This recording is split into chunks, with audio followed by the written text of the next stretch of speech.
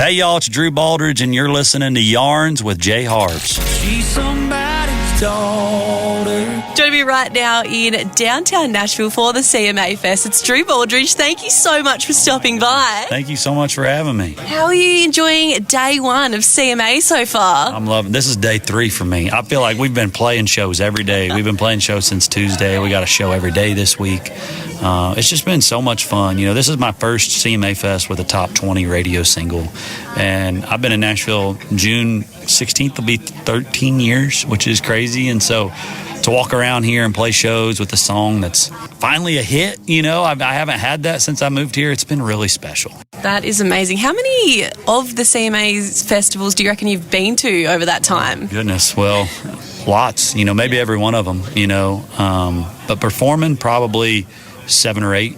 You know, I got a record deal back in 2016 was my first, and so I probably played CMA Fest ever since then. You know, there was a couple weird ones from COVID in there that we didn't get to do, and then after COVID, you know, I lost my record deal, I lost my manager, I lost my booking agent, and it was like, this is my first time playing back since then, because, you know, and last year I had to create my own label to send this song to radio myself. And so this is my first year. They've like, hey, come play again. I'm like, finally, let's go. It's awesome. How good. Yeah, we're obviously a bit of a local around Nashville. For someone like myself, first time at CMA, got any hot tips for people coming around? Oh, man, if you're coming here, it's freaking hot, all right? So make sure you bring some, like, fans and some of them water sprayers or something. And I think, too, like my wife, you forget that you got to have clear bags. You know, so that's another big thing. But, you know, if you're in Australia and you love country music, you need to come check this out sometime, because CMA Fest, I always tell everybody, is so special because there's free shows everywhere. Your favorite artists are playing all over Nashville all the time. You know, you print it out, you run to every stage, and it's just so much fun. It's fun for artists because we get to see our fans on a different level. And people, I mean, we just did our meet and greet, and we have people from Austria, Australia, London, I mean, Germany, all around the world. People are coming here for this event today. That is amazing. Yeah, I can't believe it. It's such a huge vibe around town. But tell me, country music, is it something you always knew you wanted to do, or is there a moment that kind of stuck out to you where you realised, yep, this is what I want to do with my career? Yeah, you know, I grew up in a town of 500 people. Graduated high school with 22 kids on a farm, and it was all I knew, you know, is to be country. I didn't wear boots to look cool. You know, it was like we wore boots because we were freaking riding tractors and, you know, going to work on cows, and it was like, it was a lifestyle for me. And I'll never forget, the first song that really stuck with me was an old Alabama song called Born Country. And they had a line in there, had 100 years of down home running through my blood. I was like, we called my grandpa where he grew up down home. And so, like, his grandpa owned that and started that. So it's been in our family for 100 years. And so that was when I realized country music's life. And that's all I wanted to sing about. I mean, we have some gospel music. We sing, I grew up in church, so we sing a little Christian music too. But like, I just love my lifestyle. I love fishing. I love seeing my family in my small town. I love going to that little church, and that's just who I am. And so that's all I know, really. And so when I write songs and I put songs out, you know, our new album is going to have a lot of that. And, you know, I love telling those small town stories. Yeah, that's what I love about country music as well. It is such a story, and it's usually off like personal stories as well, where it all kind of starts out. But during your career as well, you also took 6 months off to kind of, you know, stop and like recollect yourself. How important is it to do that sometimes, to just take that break and take a step back? I really needed it at that time. You know, I lost my deal, like I was just telling you about. I lost my record deal, my manager and my agent, didn't really know what I was going to do. And to be honest, it was like, do I keep going? Nobody cares, you know. I'm like, what do I do with my life? And was right into COVID came in, you know, and then nobody was open to tour. And so I just posted on socials and I said, I'll play in anybody's backyard that wants to have me. And I thought I'd get like 5 requests, and I ended up getting 20-some thousand. And so I went around the country for 2 years and played in 300 people's backyards, just me and a guitar. And it was the coolest tour ever because I got to meet people. I got to hang out. We played cornhole. It's probably called something else in Australia. I don't know. What's cornhole? Oh, like when you throw a like beanbag or something? Yeah, you throw a beanbag and it's called cornhole here. I don't know what we call it, but I know what you're talking about. I love it. So we would eat barbecue, and I'd gain a bunch of weight, and it was just the coolest tour because I got to meet people on a face-to-face level, and it made me realize I'm making music for people, not record labels, not any of that.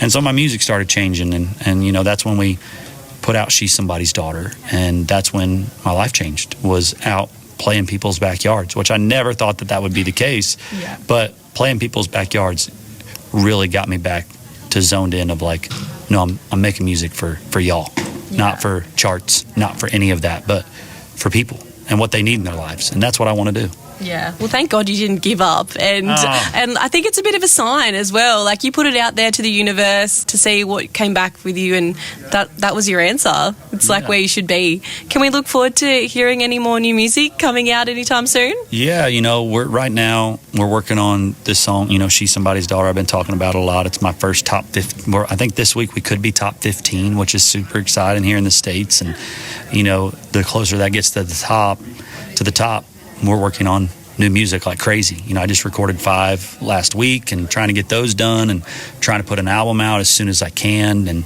lots of new music. I got to play some of it today, and it was just really cool to watch people's reaction to the new stuff. And they're like, oh man, that's really good. And I'm like, well, I can't wait for freaking hear it. I haven't had new music in like months, because we've been so focused on this radio single climbing up the chart. And it's like, hey, here comes the new stuff. Y'all get ready. How exciting. I can't wait to hear this when it comes out soon. Hopefully I can hear it live when you come back down to Australia very soon. I need to get there. Lots of folks are always messaging me, when are you coming back? Because we played CMC, we played Rockhampton, but it's been years, and it's like, it's time. It's time for us to come back. It's time. Thank you so much, Drew Baldrige, for joining me. Thank you. God loves good old boys like me. All trucks go to hell. Joining me right now in Nashville here at the CMA Fest is Ben and Chris from Boomtown Saints. Thanks so much for joining me, guys. Hey, thanks for having us. This is awesome. We appreciate it. Day one of CMA Fest. How you guys enjoying it so far? We haven't gotten right into it, but we're kicking it off. It's vibing, right? Yeah, it's awesome. It's a little different than last year. Things have changed for us since last year. Last year was our first time in the media room here at CMA Fest. We've been slammed all morning, and we're going to go in the rest of the afternoon here with the press. And then tomorrow we actually have a meet and greet, which is crazy. And then on Sunday we're playing the Chevy Vibe stage on Sunday morning. So it's going awesome. Awesome. Well, you just said this isn't your first rodeo here at the CMA Fest. What's your favourite thing about being here? You were here last year, you're back again. Obviously, probably hard to narrow it down, but do you have a favourite thing about being here? Absolutely, it's the people, like the fans. So it's like this is what this whole thing is for. He and I love meeting people. We just like to have one-on-one conversations with people, find out where you're from. It's like, hey, do you like the music? They're like, yeah, okay, cool. But that's our favorite part. It's also awesome though. You run into a lot of people you haven't seen. I mean, in this industry, country music is actually it's huge. But with the artists that are kind of doing what we're doing, it's a very small world, and you don't get to see them outside of places like this because everybody's out traveling and doing their thing. So you get to see friends. Actually, the Flat River Band just walked by us. We were just in South Dakota with them last week.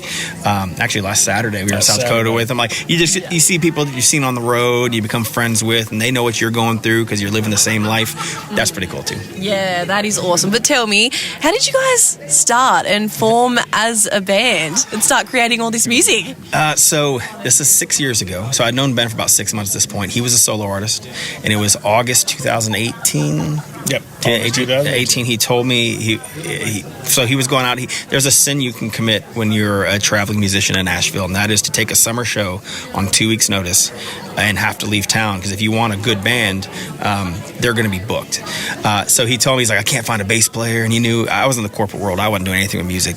And I was like, I'll help you find one. Couldn't find one. 2 days before, he said, man, I just need you to do this for me. And I was like, all right, whatever. Send me the set list. 8 to 10 songs, no big deal. I got that. I was a musician when I was younger. It was 44 songs that I had to learn in 2 days. Wow. You're welcome. Hey, look, dude, I told you. I was like, I just wanted you to go up there and hold a stick. I don't know who the bigger idiot is, me or him. Like me accepting or him asking. But well, I mean, that was where I was at in my career. I was like, at that, I was ready to be done. I was ready to quit. And so it's like, I don't really care who comes on stage. It is what it is. But, you know. Well, it went really well. We got invited to come back to that venue that night before we left. Next week, different city, same thing. Next week, different city, same thing. And then we were like, maybe we should try something. And then it got really serious, like right as COVID was taking off, it started getting really serious, and then which pushed everything back a year. But yeah, that's how it started. Like and about two and a half years ago, we had to make a decision. Am I going to stay in the corporate world, or are you going to actually go back to medical school, or are we going to do this thing? Yeah. So how did that work? So did you have to kind of take leave from your job with that short notice to then help out, or how did that kind of work out? No. So I was fortunate to have a job. I was a consultant for healthcare. I made a pretty strong run through. People took shots on me that maybe shouldn't have. Over the years, so I kind of ran up the ranks pretty quick in the healthcare world, and I was a consultant. I made my own schedule. I could take meetings and do whatever anywhere. Yeah. And so when we went out, I was just like, all right, cool. So I'd be on my computer in the van. Yeah. So good. Yeah, provided a good Very convenient. Yes. It was good. Yeah. Well, tell me, you guys obviously would work very closely to each other. What is that like? Working so close, being creative, do you struggle to get on each other's nerves a little bit at times, or you guys kind of just flow with the creativeness instead? So our personalities are so different. They are complete opposite. Like, he is go, go, go, go, go, and I am, hey, just relax a little bit. And so we kind of feed off of that. And that's it's been interesting. Well, the only time we really get on each other's nerves or when something spotlights, you have the ability to each be your most extreme of your personality. So let's say we're something's getting ready to happen and we need to get there. It brings out our guys, let's go, come on. And with Ben, he's just give me a minute, I'm going to go over here and I use the restroom and I get some water. And I'm like, sir. And so I'm like, come on, Ben. And he's like, relax. Come on, relax. That's the only time we really get on each other's nerves. Slow down. I know exactly what you're talking But about. we're always on time. Yeah. We are always on time. You're welcome. I love that so much. Well, you guys have a new single out, Good Day to Get Gone. What was the process like creating this one? So this song, actually, one of the writers involved in it is our label head and producer, Noah Gordon. And when we were kicking around songs for this album we have coming up, and we didn't have anything that was real driving, high tempo, just most of our music has good vibes behind it. We're intentional about that. Yeah. There's enough bad out in the world. You don't need to go online and find songs that remind you how bad it is. So when we there was an original recording of this like 15, 16 years ago, and it sounded great, but we were like, man, we could take this and like really throw into overdrive and just make people have no choice but to roll their windows down and go crazy on the road. So we did. We put it out. It's now our show opener because it's just such high tempo and a good vibe. So we love it, man. It was a really fun one to record. Yes, absolutely, man. That song is just like you said. Roll the windows down, have a good time. Yeah, that is my kind of song. Do you guys have any plans to tour soon? Obviously, you're here at CMA, but yeah, in the future, anything coming up? We are on the road, I think, every single weekend for the next 2.5 months, something like that. We're trying to hit everywhere we possibly can. We're very blessed to be on the road and have a song doing well at radio, and couldn't ask for anything more. Yeah, absolutely. Hopefully, we'll catch you down in Australia sometime soon. Yes, you can make that happen. Listen. Australia, I've been to many countries. When my last job, I was always traveling internationally. I've always wanted to go to Australia, and as a matter of fact, I don't think I ever told you this. I was supposed to go to Sydney with my job, and I'd already told them this company that I was going to be, leaving consulting, and so the company I was working with, they were going to fly me out there to represent them, and I told them, I was like, I'm going to be leaving in about a month, and the trip was 2 weeks later. That was part of the reason I gave them a month notice, by the way. Yeah. And they're like, well, since it's not going to be long term, we're going to have to bring, and I didn't get to go. So you're joking. No. And so now it's up to you personally to get us out there. Yeah. All right. No pressure. It's all your responsibility now. Well, Ben and Chris from Boomtown Saints, thank you so much for stopping by and having a chat. Yes, ma'am. Thanks for having us. This is awesome. It's right, you get it wrong until it's right. It's a crazy ride.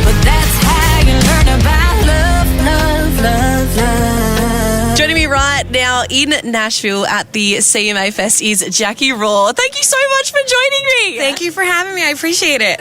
I'm so excited to be here. How are you enjoying the festival so far? Obviously, it's only just started, but what a vibe. It is insane. I'm just walking in. There's so many people in line, just walking through. Food trucks, roads are blocked off. It's insane right now. It's huge. It is pumping. The people are here. But tell me, we are here. We're talking about music. Is this something that you grew up knowing that's what I want to do when I'm older? I think I've always wanted to be a singer. I used to write little jingles on this little tiny keyboard I had that my mom got me. So I've always been singing. I just didn't think I was good enough to pursue it professionally. And everything changed within the past 7 years. It's just been insane, like how fast things have propelled. Even since The Voice, it's just been insane. Yeah, you did just mention The Voice there. What an experience. What was the process of that like? Did you have to go through like multiple auditions just to be on that audition, or how does it work? Yeah, I would say it was like a 4-month process to even get to the blinds. You have to go through doctor appointments even because they want to make sure like you are sane, I think. I don't know. They just want to make sure that you can handle the stress of it all, Yeah. It was, all in all, I would say a 9 to 10 month process from start to finish. Finale was December 19th. And even still, things are, Reba and I still email. Things are great. Things are great. That is amazing. And does it play out on TV, like how it happens in real life, or do they kind of cut to make it a bit more dramatic and things like that, or it was kind of, how it seemed type of thing? I would say how it seemed, because they didn't ever urge us to be dramatic. They didn't, there was nothing that was like, hey, try to cry right now. It was never that. It was, they would just sit there and ask you questions, and of course you're already emotional because it's kind of stressful situation that you're in, and they're just pulling out your story out of you and making it very genuine. I think they captured everybody, at least that I had experience with. I think they captured them absolutely pure as heart.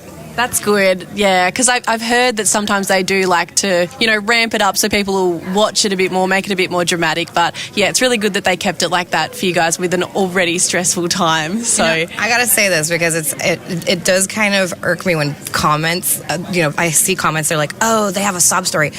Why does it piss you off so much that somebody has a past that hurt them? Like, that shouldn't make you mad. That should make you connect with them and say, I feel really sad for that person that they went through that. So it kind of just shows a character of that person to be like, sob story. yeah. We all have our own pain, and we're sharing it with the world because that's how we write our music. Exactly. So, yeah. Well, you turned a couple of chairs. What made you want to go for Gwen? Okay, so yes, the 4-chair turn did happen, but my heart was set on Gwen because I didn't think Reba would understand my rock. And I know earlier in her years she did that, why haven't I heard from you song? And I was like, okay, maybe. But I knew Gwen had that grunge rock, which is what, I got the dirty rock in me. So I thought at that point that she was the right one for me. And obviously she dumped me. It was a horrible breakup. I was really sad. But immediately I'm like so happy because Reba was like, boom, taking you, mine. So the sadness was short-lived. yeah. And you guys keep in contact still? Yes. I just emailed her like 4 days ago because I'm singing at the Opry tomorrow. And, the Opry Plaza. I'm not going to like make it a big deal or anything. It's a big deal. Anyways, I asked her if she would come and sing a song with me, and she's like, oh, I'm going to be out of the country. I'm so sorry, but good luck on everything. I'm really proud of you. So she's just insanely sweet. I can't. She's like my mom. I love that so much. I'm glad you built that relationship as well, throughout that process. That is amazing. But tell me, you've got some new music out at the moment. The single, Learn About Love. How exciting. Tell us about this single. Okay, so coming off of The Voice, I released Bad Habit, which is a song I wrote with Leanna McCollum. She's insanely brilliant. And then my producer, Jason Mader, he does all the music for me. He's just brilliant as well. But this most recent release, I released it, I think, 8 weeks ago. It's called Learn About Love. It was written by Jason Mader, my producer, Molly Reed, and Jaden Michaels. And when I first heard the song, I was like, I don't know, it's too, reserved. And then my producer's like, no, we'll make it you. But, he's like, but the meaning is everything you are. And I was like, actually, yeah, you're right. So we amped it up, with some guitar and heavy drums with Nearsy. Oh my God, I love him. He's a great drummer. And the song is just about heartbreak and pretty much learning the hard way about love, you know, which I love about it. So, I mean, and then I got another one coming out probably in about 6 more weeks. Ooh, we got the inside scoop. Exciting. Keep your eyes peeled. Well, Jacqui Roar, thank you so much for joining me here at CMA Fest. Thank you for having me. I appreciate you guys. Take it to the left now and dip with it. Don't throw down. Take a sip with it and lean back. Put your hips in it. Let's have some fun. All right, let's do it. We are right here in the heart of downtown Nashville, here for day 2 of CMA Fest. And joining me right now, I've got Blanco Brown. How are you going today? I'm doing good. I'm blessed and highly favored. How are you enjoying day 2 of the CMA Fest? Or is it day 1 for you? It's day 1 for me, but I mean, it feels brand new every time I wake up and, you know, tune into another show. And how many of these festivals have you been to over the years in Nashville? I think I've done 4. 2019, 2020 were canceled. 2021, 22, 23, and now 24. And do you have any tips for any newcomers? This is my first year at CMA. It's pretty hot out there. Got to keep those energy levels up. I know it's a bit of a marathon, not a sprint. So you got any hot tips for us? Oh, yeah, I got some cold tips. Drink a lot of water, keep you some ice, stay hydrated, and be great. Amazing. Well, I want to just jump back in time right now to 2019 when your track, The Get Up, came out. Can you talk me through how this track came together? I wrote and produced that record in my mother's room, honestly, at her house, and leaked it April 19, 2019, and it took the world by storm, and it also took me by lightning. Did you ever expect that it was going to take off like that? I had no idea. I felt like a couple million people would listen to it, but we're at over 1.56 billion streams now. So, I mean, God's divine appointment. And talk me through the dance to that song as well. Did you come up with that yourself, or you kind of had someone else choreograph that one? Because the dance took off itself with the song. Yes, I actually did the dance as I was creating the song. So I wrote that song, produced that song, composed that song, engineered that song, co-mixed that song, did the artwork for that song. And it was just, you know, a journey for me. When you got to get stuff done, sometimes you got to do it yourself. Yeah, I love that so much. But jumping from then until now, a few things have changed for you a bit dramatically over the years. You found yourself in a crash, and it's been a bit of a process to get back to where you are today. How hard was that? I really can't tell you how hard it was, but I do know it was a struggle just being able to stand back on my feet. And people didn't think I was going to walk again, so I'm here. You can't have a song called The Get Up and Stay Down. Well, yeah, exactly right. I'm so glad you're still here today, still creating music. And speaking of, you've got brand new music coming out? Yep, June 14th, I have an EP, Cedar Walls and Whiskey, single out, Snapshot, written by the legendary Diane Warren. The next single that's following up on that EP is called One Day Less. And I wrote that song after a team of writers wrote it. I came back and did my little thing to it, and they allowed me to switch up some lyrics and make it personable to myself. So I thank them for that. But Justin Wilson is the one that made it happen initially. Another Marietta, Georgia ATLian. Well, I cannot wait to hear this one when it comes out. Hopefully we can hear it live in Australia when you come down soon. You can hear it live tomorrow at 2 p.m. Chevy Stage. You understand me? Yeah, you can catch me there. I'll be there front and centre. Well, Blanco Brown, thank you so much for joining me here at CMA Fest. Thank you. Love and blessing. Purpose over everything. Trailer Trap.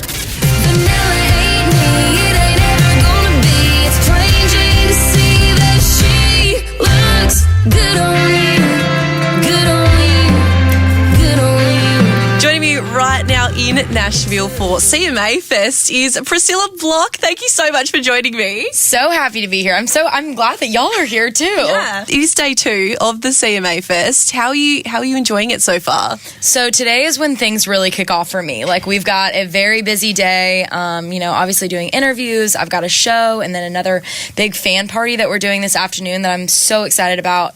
It's my first ever official fan club party. So excited to see everyone. CMA week is just like, I feel like it feels like Christmas in Nashville. You know, everyone's excited, and it's so much fun. How many of these CMA festivals do you reckon you've been to over the years? A fair few? Oh my gosh, yeah. I mean, I've been in Nashville for 10 years. So I've been to 10 years of CMA Fest. But now it's a lot cooler, you know, because before I was just one of the fans, and that's so cool. But, you know, it gets hot out there. Yeah. So it is kind of nice that, you know, being able to come back and get some AC and all of that, that's nice. But it's really cool, like going from being a fan of the whole, you know, event to being an artist is something really special. Yeah, well, you just mentioned 10 years worth of CMA Fest, not your first rodeo here. Do you have any tips for any newcomers coming to the CMA Fest for the first time? Yeah, I've got a lot of it. I've got a lot of tips because I have learned a lot throughout the years. I would just say, I mean, definitely hydrate. That is like the biggest thing. And honestly, I feel like we've kind of lucked out with the weather this year. It's not too hot. We've had years where it's like almost 100 degrees outside and everyone's just pouring sweat. But hydrate, have fun, pace yourself. That is also something that I've learned. Like, do not drink. Don't be taking shots in the morning. Okay, like we got to last all day. But yeah, no, just have a good time, and you know, it's not all the time where you know some of your favorite artists are all in the same place. So soak it in. Yeah, live it up. It's a marathon, not a sprint, right? Exactly. I just wanted to jump back to 2020 for a minute as well. It was a global pandemic. COVID-19 was hitting, and I'll never forget scrolling through TikTok and discovering you, Priscilla Block. I just thought, what a great sound. What was that time like for you? Was that like when a lot of people were kind of discovering you at that point? Yeah, I feel like it was the one thing that kind of, it truly changed my life. Like, we were in a time of life where the world was shut down. Everyone was on their phones, and I kind of used it to my advantage a little bit because I wasn't able to play in any of the bars, and that's all I had known. Like, I was just out busting my butt, playing any show that I could and doing all the things. And during the pandemic, I really just started building a following on the internet, and I would show my life and show the struggles of where I was at with COVID. I had just gotten evicted out of my apartment. And then with that came showing my music. And it really, I think it was a time that, it was just so special to me, and I feel like me and my fans even have a closer connection because of that, and because of all the screen time that I showed everyone. Now it's like I'm so busy. I'm like, oh my gosh, I haven't even posted a video in a week, you know, like. But during that time, it was all I did because that's all we could do, you know. But gosh, I mean, I look back on it and I'm just so thankful for it all. It truly changed my life. Yeah. And it wasn't just TikTok as well that kind of kicked you off. You were doing a lot of like grinding behind the scenes. You were working like a couple of jobs as well at the time. Is that right? Yeah, I have worked like every single job you could possibly imagine in Nashville. I was cleaning Airbnbs. I mean, all the things, you know. Right before the pandemic happened, I had just gotten to a point where I was paying my bills mostly by just playing music and playing live shows. And I was also a house cleaner for this lady. And so I was cleaning houses and doing music. And then when it all shut down, like, I wasn't able to clean Airbnbs because no one was traveling. True. And then the bars were shut down. So I went through it. Like I said, I got evicted out of my apartment because I was 4 months behind on my rent, and I happened to write Just About Over You, which changed it all during that time. And it's crazy. Like, I still look back on it and I'm like, how did that happen? But it just kind of like felt like God was like, I mean, I literally was like at my end. I'm like, I can't do anything.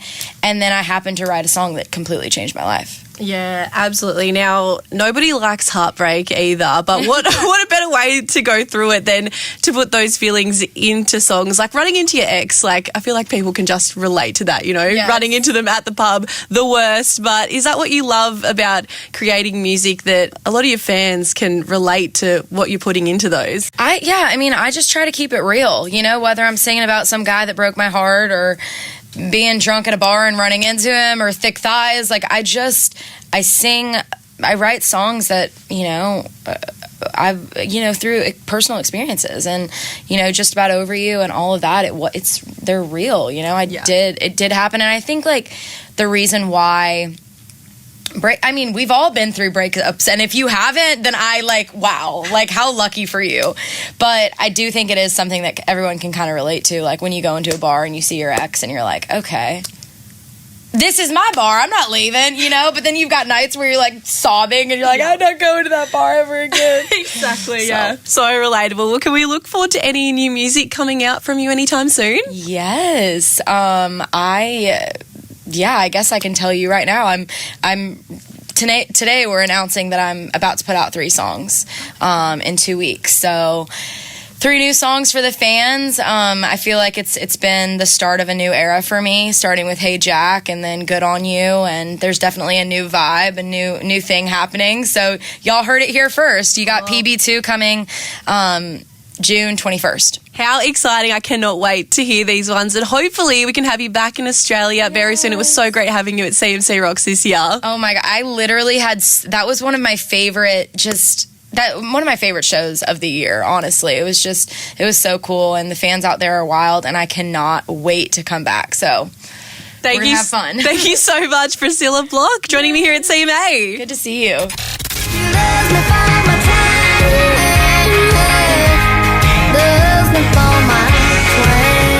Joining me right now in Nashville at the CMA Fest is Mason Ramsey. Thank you so much for joining me. Well, thank you so much for having me. It's my absolute pleasure. We're on day 3 already. How are you enjoying the festival so far? I really love it. Tons of people, food, and literally everything. So it's just so much fun just to hear country music and meet all these people. It's really awesome. Do you have a highlight so far? You did have a show yesterday. Have you had any more performances since? I did the Reverb stage yesterday. It was pretty much my biggest highlight so far, but we'll see. I'm super excited for the Spotify house as well. That's gonna be fun. Yeah, that'll be super fun. Obviously still got today and tomorrow to go. It's a big 4 days ahead. But I just wanted to jump back for a minute to 2018. You went absolutely viral for yodeling in Walmart. I just wanted to ask you, like, the context behind that. Like, how did that happen? Were you busking, or where did it kind of come from? I just kind of was just doing what I love to do, and that was to sing, and I happened to be in a Walmart and wearing the outfit that I did because of a funeral beforehand, and our Walmart's not too far from the funeral, so that's kind of how everything was staged for that. Yeah. And how old were you at the time? I was only 11 at the time, and I'm 17 now, so. Yeah. Now, talk me through yodeling. Is this something, like, how long have you been doing this for? Is it hard to do, hard to learn? It's not really hard. I think some people, whenever I teach them, I think they're misunderstanding what I'm saying. So there's like a flip in your voice, like it's called the bridge, and you have to go from your low end to your high end in that little flip, and that's literally all you have to do to yodel. Yeah, okay. I just don't smoke, because if you're a smoker, and it won't sound good. Yeah. So how long have you been doing that before that video went viral? Well, let's see. I lost yodeling for about 2 to 3 years, from 2020 to 2022. So if you take out those 2 years, I don't know, 7, 8 maybe? Yeah, something like that. Wow. So do you still do it at your shows at all, or you kind of have moved on to a different sound? I do it, but I'm not so much. My goal, I guess, is to be taken more seriously than that, and I'm not. That's something I didn't. That's my past, but now we're moving on to, okay, this is Mason Ramsey, and he's more serious, and that's just what I'm trying to go for. Yeah, absolutely. You have moved on to a different sound. Talk us through your process of creating all of these new tracks. First off, we're working on a whole new album with a different sound, and I'm really excited for it. It's not done yet. But we're still working on it. It should be done soon. I guess the reason is I don't know, this sound moves me, and I'm just it's very inspiring for me, and I really like it. Yeah. and the creation came from older artists like Hank Williams, Johnny Cash, Ricky Nelson, Roy Orbison, Everly Brothers, maybe some Elvis, Buddy Holly, Patsy Cline, just artists like that. Yeah, absolutely. Yeah, we got along to your show yesterday, and I literally would have said most of those artists came to mind when watching you. So those were kind of influencing you when you were growing up. Did you kind of listen to those? I didn't. I mean, I did, but it was mainly Hank Williams. That's because my grandpa was a huge Hank Williams fan, nonstop Hank Williams Sr. fan, and so I was raised on that. And then after about 13, I just kind of wanted to experience more music, and that's how I got into all that stuff. Yeah, awesome. Well, hopefully we can hear this new music coming out very soon when you come down to Australia, hopefully one day. Absolutely, I'd love that. Amazing. Well, Mason, Ramsey, thank you so much for joining me here at CMA. Well, thank you so much for having me. I appreciate it. Thank you. Hey, what's going on, y'all? This is Big Vinney, and you're listening to Yarns with Jharvs.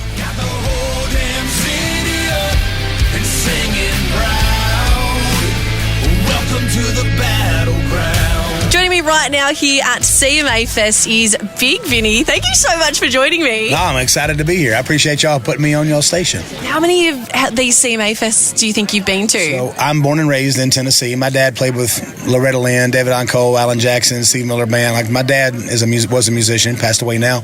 I've come my whole life. I come when it was still fanfare, when we were still at the fairgrounds and getting under tents to get autographs signed instead of being in the beautiful air conditioning Music City Center here. So what was it like, that experience, like coming along with your dad to these events, with him working with those people? I actually never got to come along with my dad to the events. This is a big story. My dad overdosed on black tar heroin and became a preacher. So he said he could see his body laying there. He said, God, if you'll deliver me from this, I'll serve you the rest of my days. And woke up the next day and never had withdrawals or anything like that, and never had the addiction again. And he went on to become a preacher and do that for the rest of his life. So I didn't experience this with him. I experienced this with my mom more. And, she would bring us, because I love country music. She was actually more like a Journey in Boston, and that was her music. But she knew I loved country music, so she'd bring me. That is amazing. And was country music something you always knew you wanted to do growing up as a kid? So the first country song I ever heard was Thunder Rolls. And before that, my mom never let us listen to country music, but she was in the Dollar General, I'll never forget. And I hit, the scan button on the thing, which she probably shouldn't have left us in the car by ourselves. But either way, I hit the scan button on the radio station, and it scanned up and it hit this country station and this song called Thunder Rolls, and this guy named Garth Brooks. And I was like, holy crap, I love this. Because it was a real story. I love the stories in country music. Like, everything else is just like it sings, and there's not really a story, but it walks you through it. Like, she rushes down the hallway and reaches for the door, reaches for the pistol, kept in the dresser drawer. I was like, holy crap, this is amazing. That was on the live album, obviously, but it was a story. It told a chronological. I felt like I was watching a movie. Yeah. And so I fell in love with it from that point on. I know exactly what you mean. It's they're talking you through a story. Is that kind of how you create your music? You're telling a story. Do you take it from like personal stories, or just getting creative? Every song's different. I mean, I've written the beer drinking, goofy songs that are just kind of, funny, fun. But my serious songs are always usually from my personal life, because I feel like when you're authentic and you're genuine and you're telling a story that you've actually lived, people can feel that. Yeah. And then what happens is even though they may not have lived your exact story, they correlate that to something in their life. So yeah, I always try to tell the story and just tell it exactly like it was, and people relate. Yeah, I think, that is so country music. People are singing about things you can relate to, and it makes you love that song even more, doesn't it? Absolutely. But tell me, you were also part of Toby Keith's trailer choir. What was that experience like? It was amazing. I mean, we got signed whenever I was 22, and it was all the way back in 2007, and we got signed to the record deal. Next thing you know, we were on tour with Toby Keith and toured with him for several years. He taught us all kinds of stuff. Songs were on the radio, had this song called Rockin' the Beer Gut that was about girls with beer guts, but it's basically, everybody's like, oh, it's a song about girls with beer guts. It's funny. I'm like, well, really, when you listen to it, it's a song about being confident and loving who you are, no matter what. Yeah. And it's us as men, we thought it was sexy that this girl walked into the bar we were in one night that we were playing. It was a true story, playing Bluesboro over in Murfreesboro, Tennessee.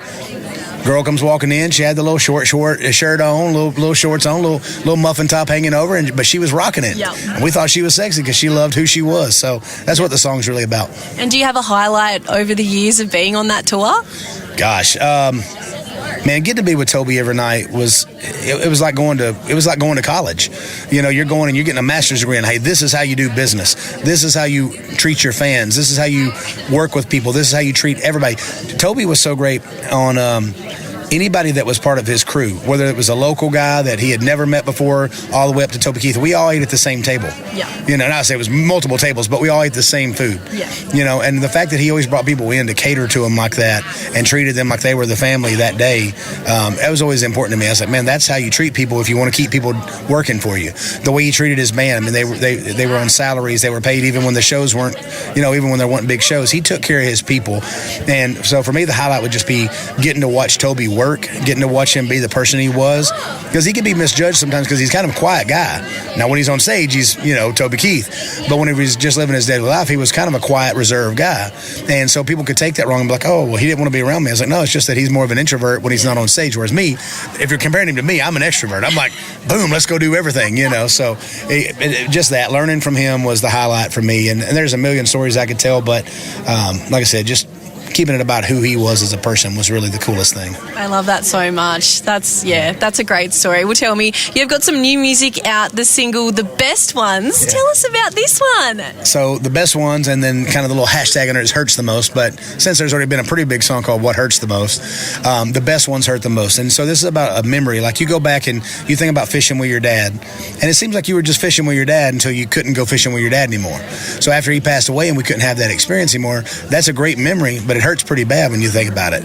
Christmas at your granny's house, you know, it's just always, we're just going to Christmas at granny's house. But then when she dies and you can't go to Christmas at granny's house anymore, you miss that so much. So it's just basically a song about the best memories that we have end up being the ones that hurt us the most.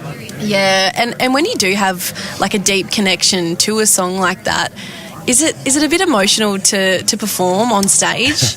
So yeah, it will get me in the old ticker every now and then, but I think one of the things I've seen is that when you're real with people, when you're authentic, and you tell a story that's actually from your heart, and you might choke up a little bit, they're going to get that, and they're going to feel that, and then they're going to take that home, and they're going to make a memory to it themselves. And next thing you know, you even if the song doesn't become a big old smash hit, it might change somebody's day. It might change their day many days. It might be the thing. I'm a music guy. I love music. I was the kid that sat in my mom's little Dodge Caravan as I got a little bit older, and I would listen to the country station. It was Kicks 96. I'll never forget. I'd listen to Kicks 96 every night, and I'd call. You could still request songs. They had nighttime DJs. I would call and request songs, and I would sit out there till the battery went dead in my mom's van just listening to songs.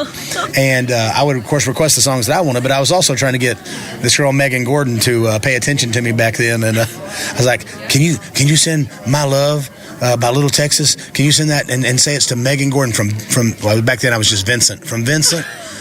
And they would be, I'd get to school the next day. Hey, Megan, was you listening to the radio last night at 7:15 p.m.? She was like, no, I was inside. What was you doing inside? I was watching TV like a normal human being. I was like, well, she was, why? What are you talking about? I was like, nothing. Just listen tonight at 7. You know. And she never heard it, so whatever. Oh, no. I told her this story a couple years ago when I saw her. We hadn't seen each other in years since we were kids, but I told her, I was like, you know, I used to request songs for you every single night trying to get, no idea. What up?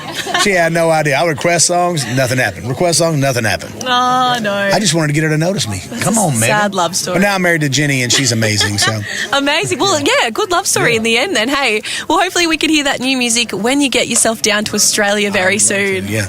Now, you know, like I said, I'll bring the party with me too. And I only sing very few sad songs, and I say sad, very few ballads. Most of the songs I sing are up-tempo, fun stuff. But I would love to come down there. You know, here's what I was actually going to say when we started this interview.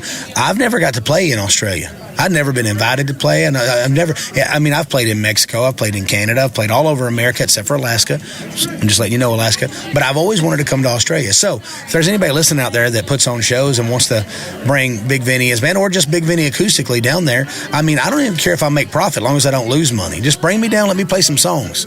I'll play at your house. I don't care. I just want to say I played in Australia, okay? Let's start a petition. Bring Big Vinney down to Australia. Yes, bring Big Vinney down. You know the chant. Yeah, down. We got this. Yes, yeah. That's good. I like it. All right, Big Vinney, thank you so much for joining me here at CMA. Hey, thank y'all so much for having me. Sorry, girl, I ain't had time to miss you since you've been catching up right now with Tayler Holder right here at CMA Fest. Thank you so much for joining me. Absolutely. Thank you for having me. We're on the last day of CMA Fest. This week has gone so quickly. How have you enjoyed it so far? It went quick for you. Oh, It has been the longest week of my life, let me tell you. It has been amazing. We've had like 4 shows this weekend, and everything has been absolutely amazing. We just played the Reverb stage yesterday right out front of Bridgestone and absolutely shut it down, so it was great. Just tons of interviews, meet and greets, all that stuff. Busy week always. Yeah, fully jam-packed. Now, tell me, you are known for being on TikTok, dancing. You even had Jason Derulo in one of your videos. How did that happen? How did that come together? How did that happen, actually? I forgot how we got connected, but yeah, we were pretty tight for a long time. We were doing tons of videos together. I was over at his house beating him in basketball like all the time. I think we just got connected through like mutual friends. There was like a moment where he was like with all the other TikTok kids as well, like really putting on his music and all that stuff, and he was crushing it. But yeah, it was like definitely such a surreal moment to be like, he was also in one of my music videos. Yeah. He was like one of my best friends in my music video, and so that was like a full circle moment as well. Yeah. Do you still keep in contact with him? I haven't talked to him in a couple years. No, whenever I moved over here, I kind of just like, I don't know. I talk to everyone. I keep up with them like here and there, but very rarely. Yeah. And what was the transition like for you going from being on TikTok, dancing into like a country music singer? It was it's everyone, because obviously everyone knows me as like that TikTok kid, right? But I've been playing instruments and music since I was 10 years old, so it's definitely something I always wanted to do.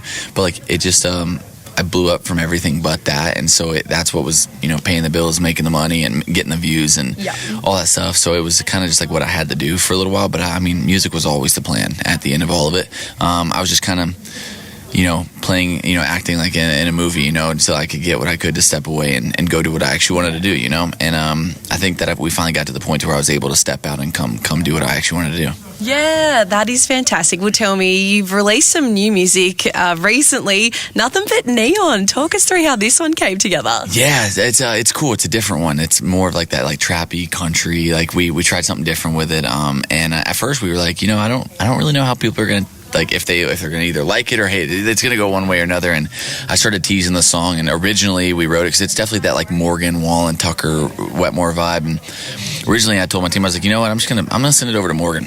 Let's see if he wants to cut it. Like, cause I mean that'd be a cool land for me as well to get that for writing credits and all that stuff. And we sent it over. Their catalog had already all kind of been sent in. They were not taking any outside songs. And so I was like, I love the song. Let's do it. Let's cut it. Let's see what they think. I started teasing it online, and everyone started sending it to me. They were like, this is a hammer, this is fire, this is da da da. And I was like, we may have something here, boys. Like, let's figure it out. And so we put it out, and it's now my top streaming song. It's been absolutely crushing it. So I'm super excited with it. Yeah, I love it. It is such a tune. Do you have any plans to tour around anytime soon? Yeah, so we obviously were booked with CMA Fest, and the next weekend we go straight to tailgates and talk. We're kind of mainly like fairs and festivals for a while, and then we have been shopping around I just wrapped up the year last year going and doing 15-stop tour with my good buddy Dylan Scott. So we got to go do that, and then this year we're trying to look for another support to go out and play with and all that stuff. Just keep getting our name out there as an artist. A lot of people know me as that TikTok kid, but they don't know that I do music. I still meet people out here in Nashville. I've been here for almost 2 years now, and they're like, how long are you in town for? Like, what are you doing here? And I'm like, I live here. And they're like, what? Why? And I'm like, I make country music. They're like, no, you don't. I'm like, well, all right, here we go. We're obviously doing something wrong here. Yeah. But yeah, just to kind of get the word out there. But we're playing tons of fairs and festivals. We got Tailgates and Tall Boys next weekend with, I think we play on the day. We're headlining the front stage with Bailey Zimmerman, like right before Bailey Zimmerman plays the main stage. And then we have another one right after that in California. We're just booked and busy. It's great. That is awesome. Well, hopefully you can bring that tour down to Australia sometime soon. It would be awesome. I haven't been to Australia since I was probably like 18 or 19 years old, and I freaking love it. We went to Perth, Sydney, Melbourne, Brisbane. We went all over the place, and it was a really cool vibe out there. Amazing. Well, Tayler Holder, thank you so much for joining me here at CMA. Absolutely. Thank you guys for having me.